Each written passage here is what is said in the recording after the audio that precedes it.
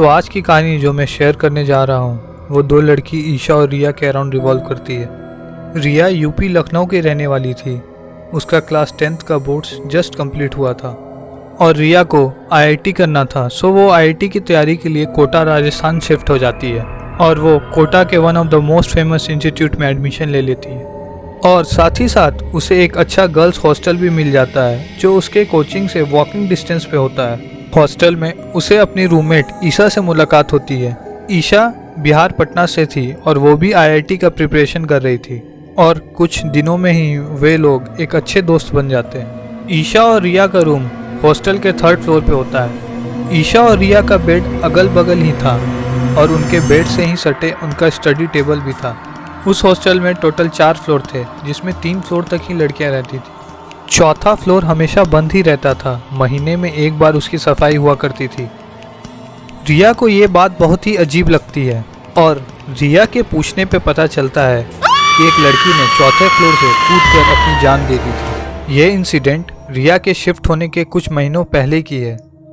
कुछ दिन तो सब बढ़िया चलता है, फिर एग्ज़ाम के नज़दीक आते ही पीजी की सारी लड़कियां देर रात तक पढ़ाई किया करती थीं। ईशा अक्सर रात के 3 बजे तक पढ़ाई किया करती थी और ईशा सोने जाने के पहले रिया को पढ़ाई करने के लिए उठा दिया करती थी। रिया सुबह के 3 बजे से ब्रेकफास्ट के टाइम तक पढ़ाई करती थी। ईशा की एक और आदत थी, Isha most of the time अपने बॉयफ्रेंड से बात करती थी। एग्जाम के दौरान रिया कहीं डिस्टर्ब ना हो जाए इसलिए ईशा 4th फ्लोर पे जाने वाले स्टेयरकेस पे बैठ के बात करती थी।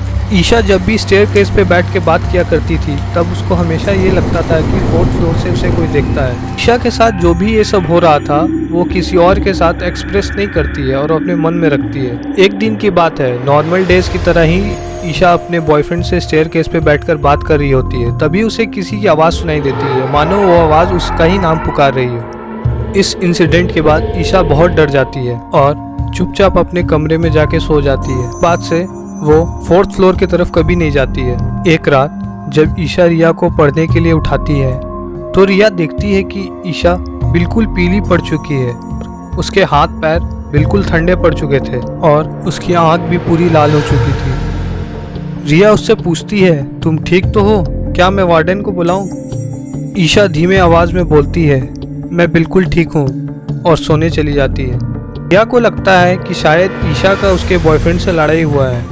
रिया इस बात को इग्नोर कर देती है। फिर रिया पढ़ने लग जाती है, पर रिया को फील होता है कि उसे कोई देख रहा है और रिया के मन में एक अजीब सा डर हो जाता है और वो भी डर के मारे सोने चली जाती है। अगले दिन सुबह जब ईशा उठती है तो रिया रात की बात पूछती है, पर ईशा उसे इग्नोर कर देती है और अपने कोचिंग चली जाती है।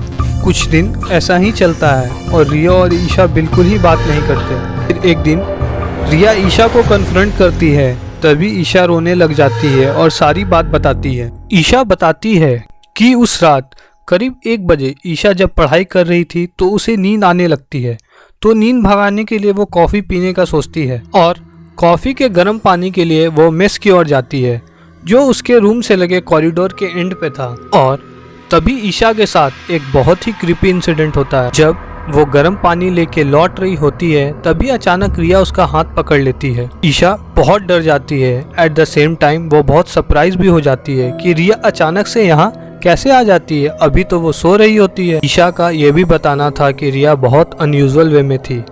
पूरे बाल खुले थे, ना उसने स्लीपर्स पहन रखा था, ना ही उसने उसकी मम्मी का दिया हुआ भगवान का लॉकेट जो रिया हमेशा पहना करती थी। और रिया ईशा को 4th फ्लोर पे चलने के लिए इंसिस्ट करती है।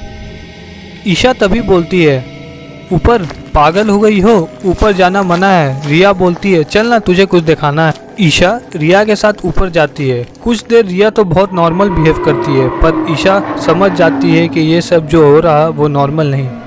अचानक से रिया का बर्ताव चेंज हो जाता है और वो एक अजीब टोन में बोलती है, ईशा जंप करो, ईशा नीचे कूद जाओ, ईशा कूदो। ईशा बहुत डर जाती है और भाग के सीधे अपने नीचे कमरे में आ जाती है, पर वो देखती है रिया तो अपने बेड पे ही है और सोई हुई है। ईशा बहुत ज़्यादा फ्रीक आउट और पैनिक हो जाती है।